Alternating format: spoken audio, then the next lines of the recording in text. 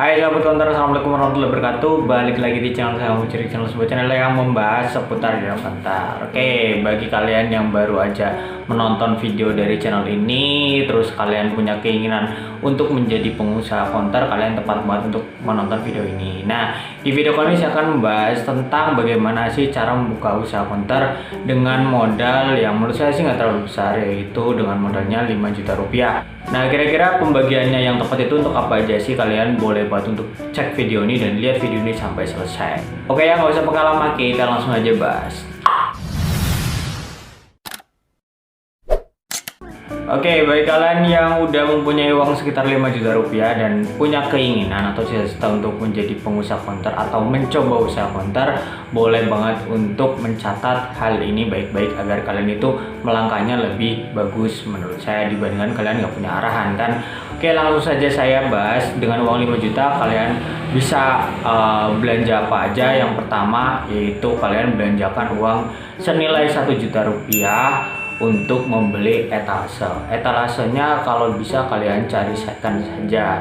Kalau sesuai pengalaman saya, kalau misalkan second itu biasanya harga di kisaran 500.000 sampai 800.000. Saya jarang nemuin etalase yang di atas 1 juta. Mungkin kalau yang di atas 1 juta itu model etalase yang ya agak terkini banget ya. Tapi bagi pemula kalian beli saja yang ya secondan kayak gitu ya, buat merintis usaha kayak gitu. Jadi uangnya bisa buat yang lain kayak gitu ya. Nanti kalau misalkan udah ada modal, kalian mau beli etalase yang lebih bagus lagi, itu nggak masalah ya. Jadi kalian pakai dulu uang 5 juta yaitu 1 juta rupiah tadi untuk membeli etalase. Kalian cari-cari di tempat kalian atau di sosial media, di Facebook itu jual beli juga biasanya lumayan banyak kayak gitu ya. Kisaran harga sekitar 500 sampai 1 juta rupiah tergantung panjang dan kualitas dari si etalase tersebut. Jadi mendingan belikan aja ya. Oke, itu yang pertama, udah kepake 1 juta, berarti tinggal 4 juta. Oke, yang berikutnya kalau kalian udah punya niatan udah beli etalase, kalian juga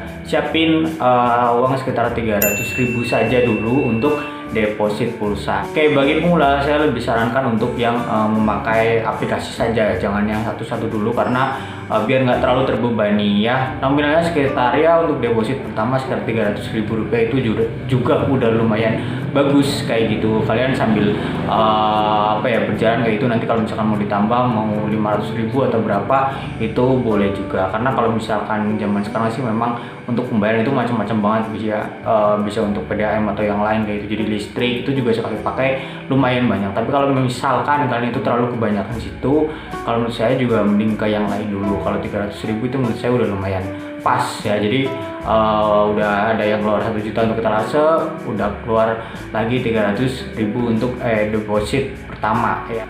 Nah, terus berikutnya kalian belanjakan juga uang sekitar 200.000 saja untuk membeli kartu perdana. Kartu perdananya ini variasikan saja kan. Kalau misalkan kartu perdana sekarang itu ada yang model langsung internet tapi harganya lebih mahal, dan ada yang perdana biasa itu biasanya lebih sedikit murah. Nah, untuk pemula kalian variasikan saja, kalau bisa sih perbanyak saja yang biasa saja dulu karena harganya lebih murah. Jadi kalian tampilan di etalasenya itu biar tidak kosong gitu. Kalau misalkan untuk perdana yang internet, kalian sambil berjalan dulu, yang mana ini yang paling banyak dicari di konter kalian nantinya gitu, baru kalian main yang harganya lebih mahal. Biasanya kalau perdana internet itu memang lebih sedikit mahal dibandingkan yang perdana biasa. Kalau perdana biasa ya 10.000 ke bawah gitu. Kalau perdana internet rata-rata itu ya setahu saya itu ada yang 10.000 ke atas sampai yang puluhan ribu, itu juga banyak gitu ya.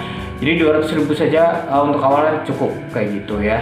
Oke, terus berikutnya yang ini lumayan agak besar ya pengeluarannya, yaitu sebesar kalau menurut saya itu 2 juta rupiah. 2 juta rupiah untuk apa sih kalau lebih mahal dari etalase?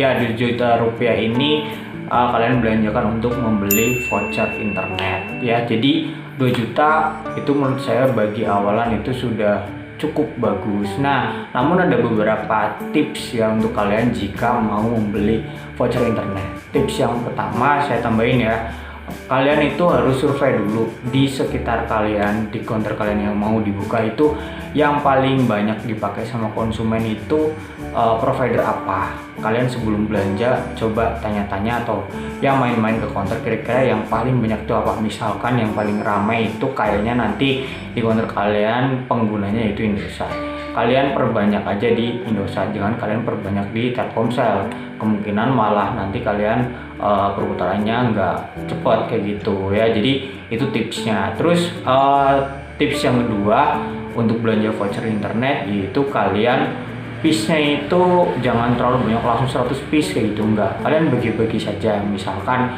per 5 atau per 3 saja juga udah lumayan bagus. Jadi biar variasinya lebih banyak kayak gitu. Jadi nanti kalian akan tahu oh mana yang paling banyak diburu sama konsumen ya, paham ya.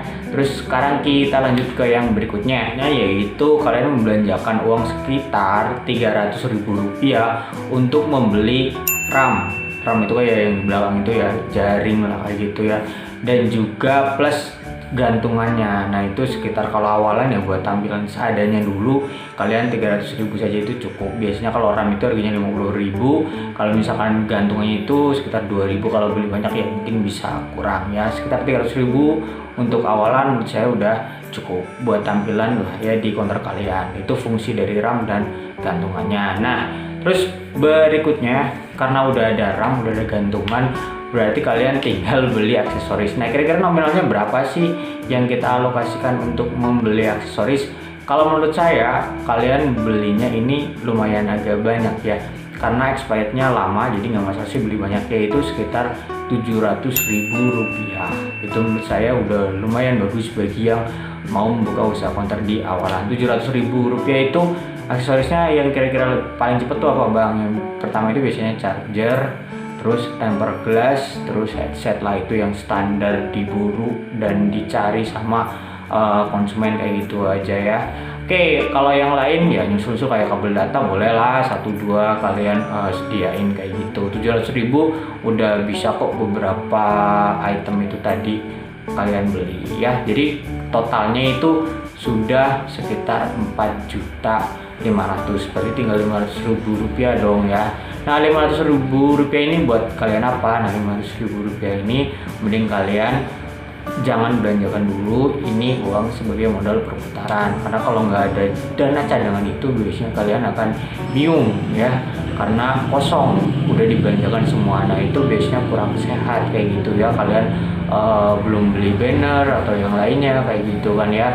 Kalau banner biasanya emang ada yang dikasih ketika kalian belanja, misalnya belanjanya ke kantor, misalnya kantor XL, biasanya kalian bisa dapat banner tersebut ya. Oke.